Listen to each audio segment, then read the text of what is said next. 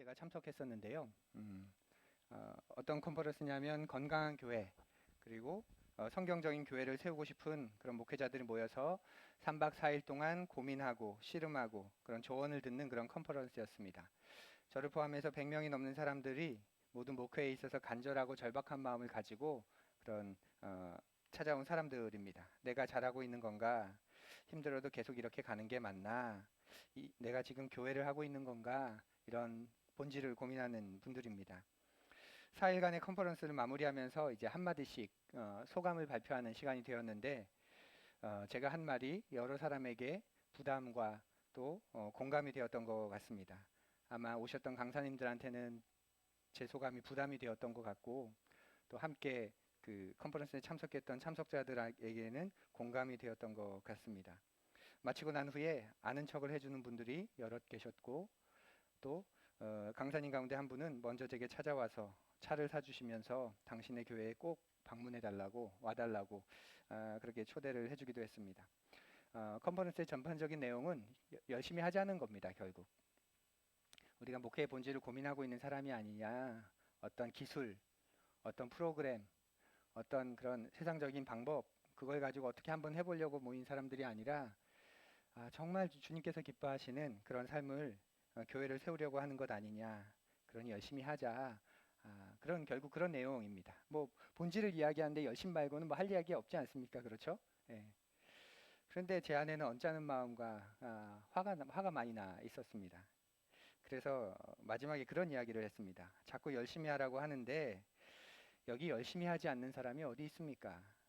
교회 시작해서 혹은 내 맘 같지 않은 교회에 청빙받아서 절박하지 않은 사람이 여기 어디 있습니까? 얼마나 간절히 목회하고 있는데 이러다가 문을 닫는 거 아닐까? 내가 교회에 문을 닫는 사람이 되는 건 아닐까? 이 사람들 나 때문에 혹시 신앙에서 돌아서지 않을까? 노심초사하고 간절하고 얼마나 절박한데요. 도대체 얼마나 더 열심히 해야 하나요? 사회에서도 청년들에게 너희들 잘못이 아니야. 열심히 해도 안 되는 구조야. 사회 시스템 탓이야. 사회에서도 그렇게 이야기하는데 도대체 얼마나 더 언제까지 더 열심히만 해야 되나요? 그렇게 이야기를 했습니다. 굉장히 분위기가 차가워졌겠죠? 예, 모든 것을 열심의 문제로 여기는 것 같아서 답답하고 슬펐습니다. 적어도 제 작년에 저는 더 이상 열심히 할 자신이 없었습니다. 우리는 신앙생활을 열심의 문제와 동일시하죠. 신앙생활은 열심히 하는 것이고 열심히 하면 복을 주시고 열심히 하지 않으니까 안 풀리는 것이고 성장하지 않는 거야. 과연 열심히만 하면 다 될까요? 과연 우리의 문제가 열심히 하지 않아서일까요? 예수님 당시에도 예수님을 열심히 믿었던 사람들이 있었습니다. 예수님이 가시는 곳이면 어김없이 나타나서 따라다닐 정도였지요. 그런데 그렇게 열심히 믿고 따라다녔는데 자신의 삶에서는 아무런 일도 일어나지 않는 사람들 얼마나 많습니까? 그들의 이야기를 오늘 잠깐 살펴보지요. 오늘 우리가 살필 말씀은 누가복음 8장 43절에서 48절까지의 말씀인데요. 설교 노트를 보시거나 또 앞을 보시면서 또 성경을 가지고 계신 분은 찾으셔도 좋습니다. 누가복음 8장 43절에서 48절까지 우리 새번역 성경으로 또 가지고 계신 성경으로 읽으시면 됩니다. 함께 읽습니다. 무리 가운데 12해 동안 혈루증으로 앓는 여자가 있었는데 의사에게 재산을 모두 다 탕진했지만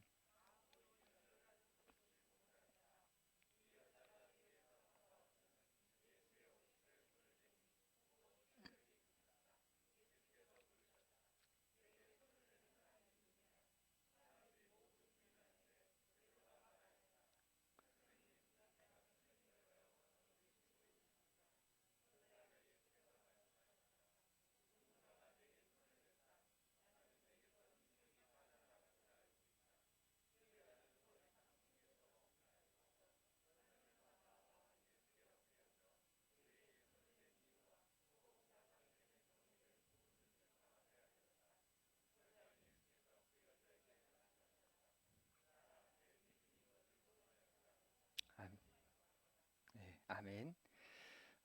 우리가 잘 아는 이야기죠. 12년, 12해 동안 혈루증을 앓고 있는 여인에 관한 이야기입니다. 지금 예수님 주변에 수많은 사람들이 몰려들고 있습니다. 이 몰려든 사람들이 어떤 사람일까요? 모두 다 가슴에 사연 하나쯤, 소원 하나쯤 품고 찾아온 사람들입니다. 사람들이 예수님을 에워싼 것을 보면 예수님이 병든 사람을 고쳤다는 소문이 이스라엘 전역에 퍼졌다는 것을 상상할 수 있지요. 그래서 이분을 만나면, 이분을 만지면 내 병이 낫지 않을까, 그런 간절한 마음으로 몰려드는 겁니다. 사람들은 예수님을 밀치고 한 여인만 예수님께 손을 갖다 대었다. 이 본문은 그렇게 이해하는 분도 계신 것 같은데 아닌 거 아시겠죠? 사람들이 예수님을 밀칠 이유가 없습니다. 예수님을 만지려고 제자들을 밀친 거고 자기 양옆에 있는 사람들을 밀친 거지요. 오늘날로 치면 연예인 한번 얼굴 보려고 혹은 연예인 손 잡으려고 경비 그 바디가드들이 있고 경호원들이 있고 그들 사이로 막 밀치면서 나아가는 그런 사생 팬, 극성 팬 정도 되지 않을까요? 이런 사람들 가운데 피가 멈추지 않는 병인 혈루증을 12년간 앓고 있는 한 여인이 있었습니다. 그녀 역시도 사람들을 밀치면서 예수님께 나아갑니다. 밀쳐내지 않으면 자신이 떠밀려 나가기 때문에 그렇죠. 혈루증, 여성에게는 특히 심각한 질병 아닌가요? 한 달에 한 번 생리를 하는 여성에게 피가 멈추지 않는 질병은 정말 심각한 질병입니다. 이 여인은 12년 동안 그 병을 고치기 위해 모든 재산을 다 탕진했다고 합니다. 유명한 의사라는 의사는 다 찾아다녔고 할 수 있는 것은 아마도 다 했을 겁니다. 그렇게 12년 몸도 마음도 재산도 모두 사라졌습니다. 어쩌면 예수님이 이 여인에게는 마지막 희망이었을지도 모릅니다. 그래서 여인의 몸으로 게다가 부정함이 밝혀지면 수치를 당하게 될 것을 각오하고 자신보다 더 힘이 센 남성들을 밀치면서 그 사이를 헤치고 예수님께 다가갑니다. 대단하죠. 우리 교회도 이런 사람 하나쯤 있으면 좋지 않겠습니까? 네, 정말 대단한 여인입니다. 그렇게 간절해서였을까요? 이 여인은 기적을 체험합니다. 기도가 응답된 거지요. 그런데 제 궁금한 건 이것입니다. 많은 사람들이 예수님을 만지려고 나아갔는데 왜 단 한 사람만 병이 나은 걸까요? 다른 사람들도 예수님을 만지면 병이 나을 거라고 생각하고 그렇게 나아간 거예요. 온 힘을 쥐어짜면서 열심히 절박하게 간절하게 나아갔죠. 한 사람이 아니라 수많은 사람이 또 예수님의 몸에 손을 댔습니다. 그래서 예수님이 물어보시지 않습니까? 누가 내게 손을 댔냐? 그랬더니 베드로가 아마도 밀치는 사람들의, 고함치는 사람들의 짜증이 났던 것 같습니다. 퉁명스럽게 감히 예수님에게 말합니다. 선생님, 한 트럭은 되는 사람들이 지금 밀치고 있는데 누가 손을 댔냐니요. 그러니까 여인만 손을 댔다면 여인입니다 하겠지만 지금 뭐 한 사람이 아닙니다. 성경을 묵상하는 우리의 궁금증은 여기에 있습니다. 예수님에게 손을 댄 사람이 엄청나게 많은데 예수님 한번 만져보겠다고 그러면 나을 것 같아서 수많은 사람이 서로 밀쳐대고 있는데 가슴에 다 사연 하나쯤 품고 간절한 소원 하나쯤 품고 그 예수님께 다 나와서 그 예수님을 만졌는데 왜 이 여인은 만진 것 때문에 나았고 다른 사람들은 만져도 낫지 못했을까요? 우리에게 친숙한 표현으로 하면 왜 이 여인의 기도는 응답받았고 다른 사람들의 기도는 통하지 않은 걸까요? 여인이 자신의 병이 나았다고 간증할 때 분명 이 여인보다 더 오래 또 더 심각한 질병을 가지고 있던 사람들은 얼마나 허무하고 한탄했겠습니까? 큰 상실감과 박탈감을 느꼈을 겁니다. 왜 여인에게만 이런 일이 생긴 걸까요? 제가 여러분의 눈빛을 표정이 안 보이니까 좀 공감으로 예, 공감. 뭐 진짜입니다. 인정. 진짜 그러네요. 아니면 하다못해 감탄의 눈빛이라도 헐 대박. 목사님 그런 것까지. 뭐 이런 예. 왜 이런 일이 생긴 걸까요? 혈루증 걸린 여인만이 예수님이 원하셨던 그 기준에 다다른 걸까요? 예수님 지금 여기까지 원하시는데 이 여인은 조금 더 그래 됐어 이거고 다른 사람들은 조금만 안 되겠다 미안하다 뭐 이런 걸까요? 예수님이 또는 혈루증 여인의 기도가 다른 누구보다 더 간절했고 나머지 사람들의 기도는 간절하지 않았던 걸까요? 우리는 그렇게 말해서는 안 되지요. 다른 사람의 절박함과 간절함에 대해 그렇게 함부로 말해서는 안 됩니다. 모두가 간절한 마음으로 지푸라기라도 잡는 심정으로 예수님을 만진 겁니다. 그런데 왜 이 여인만 병이 나은 걸까요? 그 이유를 예수님의 말씀에서 한번 찾아보지요. 46절, 48절 예수님이 좀 이상한 말씀을 하십니다. 우리 같이 읽어볼까요? 그러자 예수께서 말씀하셨다.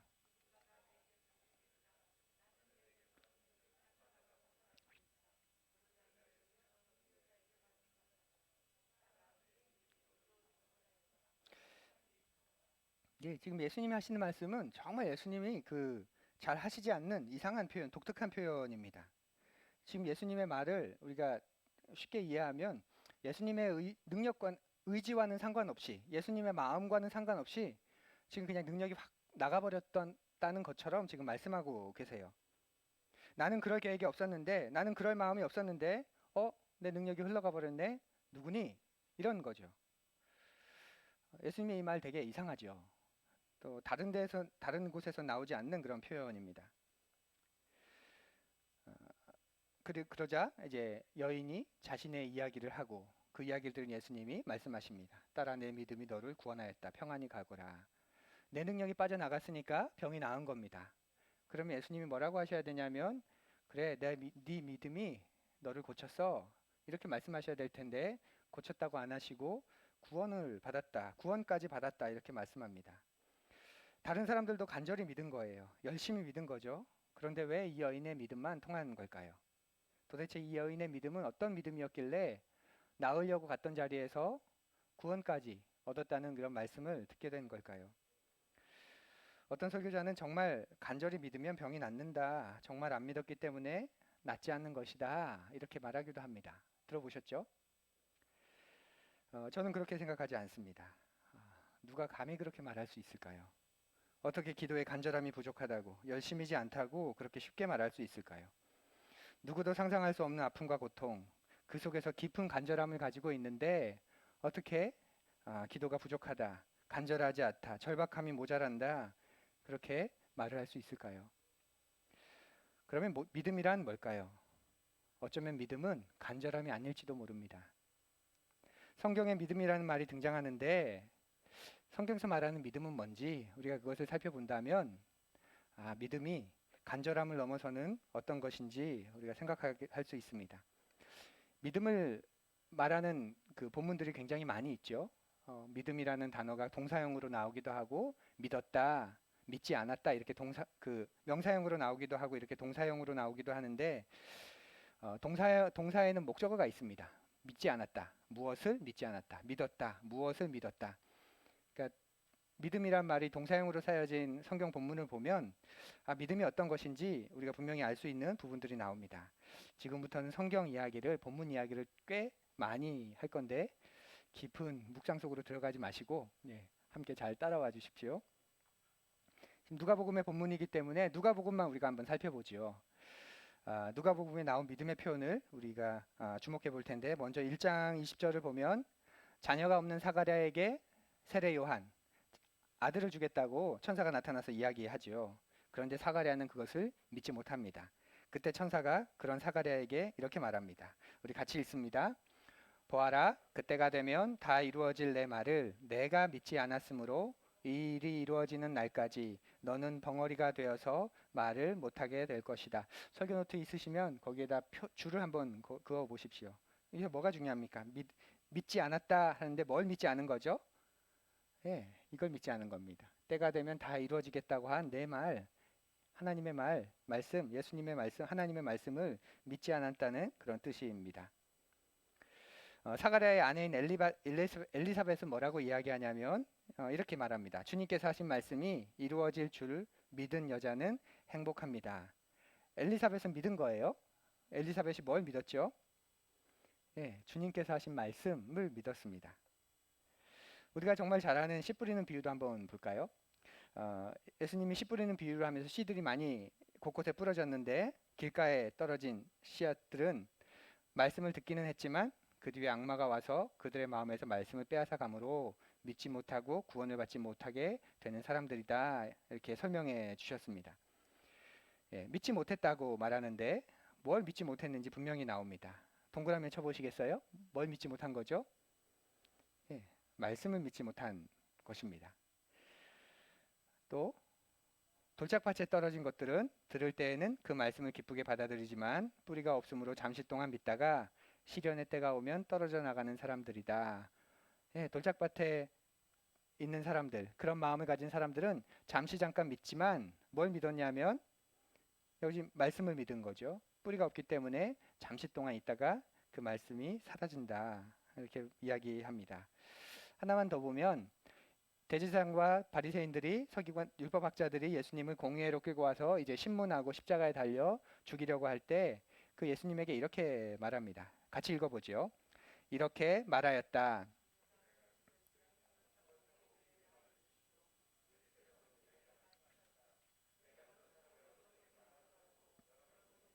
음, 예. 대제사장들과 율법학자들이 예수님에게 요청합니다. 당신 말하는 것처럼 당신 진짜 그리스도인지 아닌지 우리에게 말해달라. 그러자 예수님이 내가 그렇게 말하더라도 나의 말을 여러분들이 믿지 않을 겁니다. 너희들이 믿지 않을 거야. 이렇게 말을 합니다. 성경을 보면 믿음의 대상이 아주 분명하게 나옵니다. 믿음의 대상. 믿음의 대상은 믿음의 목적어는 바로 예수님의 말씀. 그 중에서도 예수님이 그리스도시라는 메시아라는 그런 말씀입니다. 이런 이야기는 성경 곳곳에서 나옵니다. 그러니 성경에서 말하는 믿음은 예수님의 말씀 혹은 하나님께서 하신 말씀, 예언자들을 통해서 전하신 그 말씀을 믿는 겁니다. 그게 믿음입니다. 그런데 우리 문화에서 믿음은 신심에 가깝죠. 신심. 무속적인 성향이 강하기도 한데 신실하게 간절히 믿으면 이루어지는 게 믿음이다 이렇게 생각합니다. 그런데 성경은 그렇게 말하지 않습니다. 믿음은 하나님께서 하신 말씀을 신뢰하는 거야. 그게 믿음입니다. 혈루증 걸린 여인을 살펴보지요. 이 여인도 이런 믿음을 가졌을까요? 자세하게 나오진 않지만 우리가 추론해 볼 수 있습니다. 여인이 낳은 건 이 사람에게 손을 대면 낫겠구나 하는 강력한 믿음을 가져서가 아니에요. 왜냐하면 이 사람에게 손을 대면 낫겠구나 그렇게 찾아온 사람들이 부지기수입니다. 당시 예수님에게 손을 댄 사람이라면 누구나 그런 믿음을 가지고 있었을 겁니다. 그런데 이 여인의 믿음은 그것과 다른 거죠. 여인은 이 예수가 메시아일지 몰라. 그가 메시아라면 구약에서 예언한 그 그리스도라면 이분이 우리를 이 세상을 회복하실 거야. 그렇기 때문에 내 문제도 이분은 회복시켜 주실 수 있을 거야. 라는 작고 가녀린 믿음으로 예수님께 손을 댄 겁니다. 그러고 보면 신약에서 만나는 정말 별 볼 일 없는 사람들인데 하나님의 은혜를 입는 사람, 예수님의 은총을 입는 사람들을 보면 다윗의 자손이라고 고백하고 그분은 그리스도라고 메시아라고 그렇게 고백하며 그분께 나아간 사람들입니다. 구약의 예언자들이 이야기했던 그 메시아에 대한 믿음을 가진 거죠. 예수가 메시아라면 구약 때부터 우리가 기다려온 메시아라면 깨지고 상한 세상을 심판하고 악하고 망가진 것들을 다시 고치고 회복하실 그 분이라면 그분이 나도 고치실 수 있을지 몰라 라는 믿음을 가지고 있는 겁니다. 이것이 성경에서 말하는 믿음, 바로 예수가 메시아라는 믿음입니다. 우리가 흔히 듣는 것처럼 정말 세게 믿으면, 정말 간절하게 믿으면 하나님께서도 기도를 들어주셔. 간절히 기도하면 들어주셔. 그러니 더 세게 믿어야 돼. 의심하면 안 돼. 무조건 믿어야 돼. 라는 식의 믿음은 성경이 말하는 믿음이 아닙니다. 그래서 예수님은 네 믿음이 너를 낫게 했다가 아니라 놀랍게도 너의 믿음이 너를 구원했다.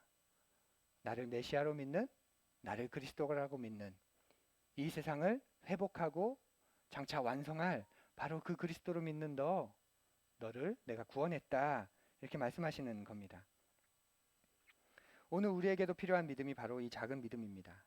예수님이 그리스도 메시아라는 믿음, 그 믿음이 우리를 구원합니다.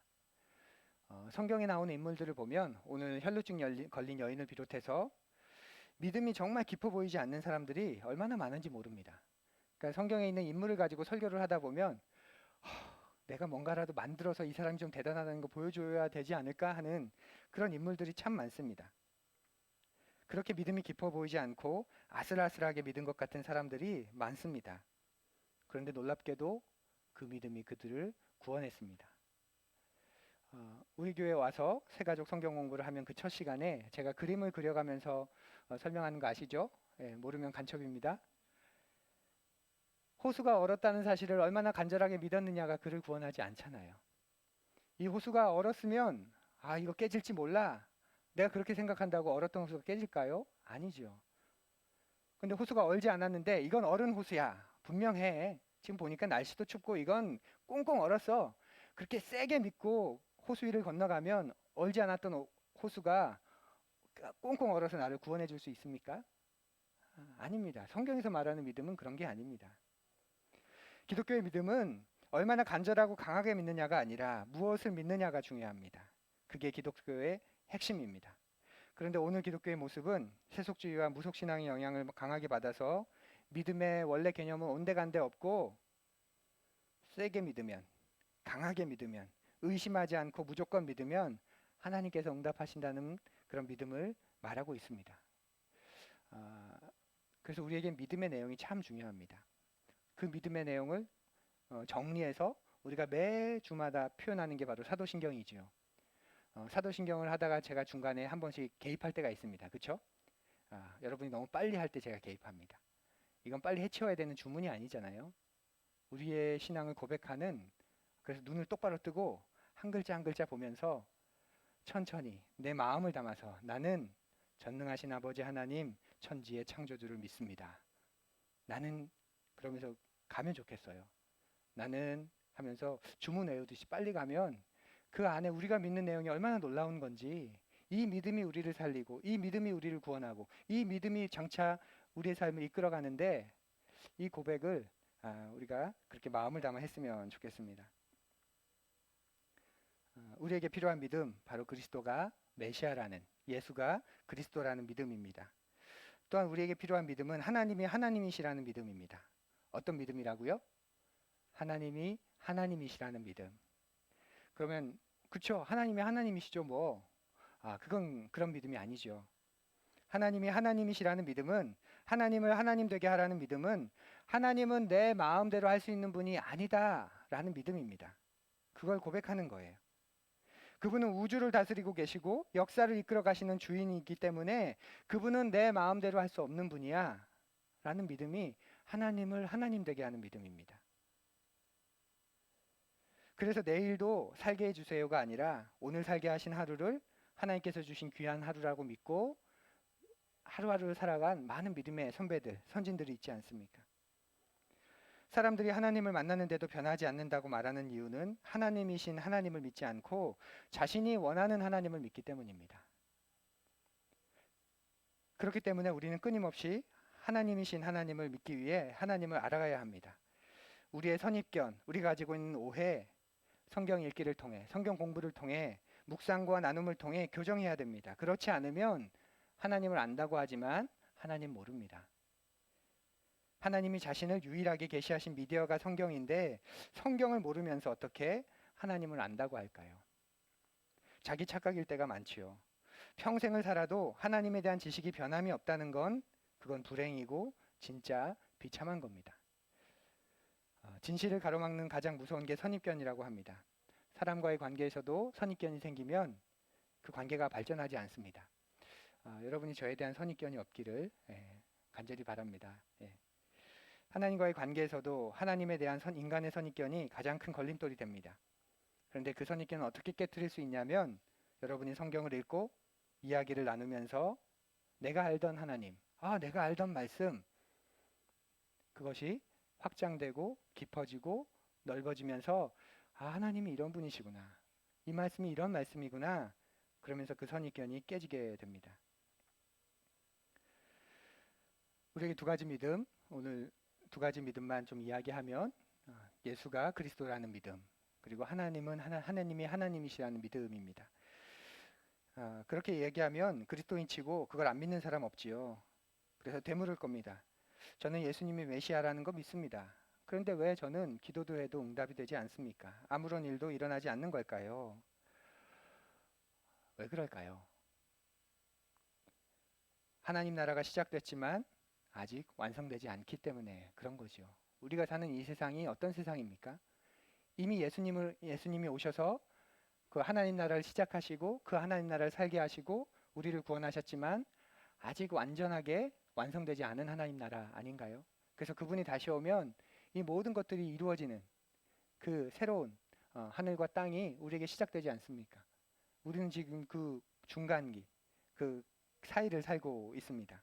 하나님 나라가 시작됐지만 아직 완성되지는 않은 그런 세상 속에 살고 있습니다. 그러니 이 세상 속에서도 여전히 불안정함과 아픔과 불의가 나타나고 어느 정도 회복하며 그것을 경험하기도 하지만 그것이 장차 완전히 이루어질 것은 주님이 다시 오시는 그때입니다.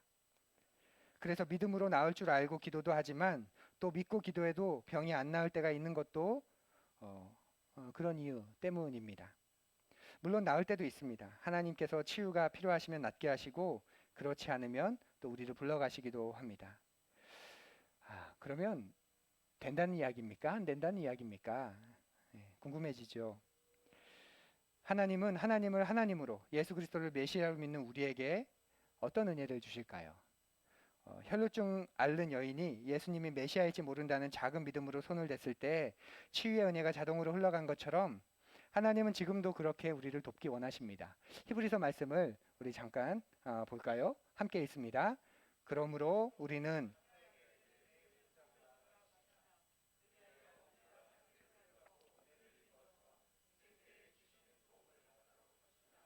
하나님은 하나님이시기 때문에 그 하나님의 뜻에 따라 일을 행하시지만 필요하면 주시고 하나님 보시기에 필요하지 않다면 뭐 미루실 수도 있지만 중요한 것은 그 하나님은 우리가 은혜의 보좌 앞에 나아갈 때 우리에게 은혜를 베푸는 분이시라는 겁니다. 우리에게 필요한 은혜를 제때에 주시는 분이라는 믿음을 우리가 놓쳐서는 안 됩니다. 여러분 젊었을 때 굉장히 열정적이지 않으셨습니까? 젊었을 때 하나님을 향한 열정으로 우리가 살았습니다. 그런데 나이가 중년을 지나면서 그 열정 사라지고 점점 수그러듭니다. 그러고 보니까 저한테도 지금 제가 소시적인 열정은 없는 것 같아요. 몇 후배들이 몇 살에 개척하는 게 좋으냐고 저에게 조언을 해달라길래 30 중반에 해. 나이 먹고 개척하면 힘들어. 이렇게 이야기하게 되더라고요. 또 저는 지금 윤수리, 윤담이 6살, 8살 아이들 셋째, 넷째 키우는데 첫째, 둘째와는 다르게 지금 셋째, 넷째는 말로 키우고 있습니다. 제 아내와 제가 말로 하지마, 가만히 있어, 저쪽으로 가. 예, 이제 말로 키우고 있습니다. 그만큼 열정이 몸이 많이 식은 거죠. 그럴 때 우리에게 필요한 게 뭐냐면 우리에게 젊을 때의 열정과 힘은 없지만 매일매일 하나님께 의지해서 하나님께서 주시는 새로운 힘을 경험하면서 사는 법을 배우는 것, 제때 주시는 그날 우리에게 주신 은혜를 느끼면서 나아가는 것, 그것이 필요합니다. 매일매일 내게 필요한 은혜를 그분께 구하며 살아야 합니다. 예전에는 하나님을 위해, 교회를 위해, 사람들을 위해 열정으로 살고 살았지만 지금은 몸도 마음도 옛날 같지 않을 때, 이럴 때일수록 더욱 매일매일 주시는, 제때 베풀어 주시는 그 은혜를 우리가 구해야 합니다. 그리고 하나님은 그 은혜를 우리에게 주십니다. 내가 원하는 은혜가 아니라 내게 필요한, 내게 적합한 은혜를 주시는 분이신 거죠.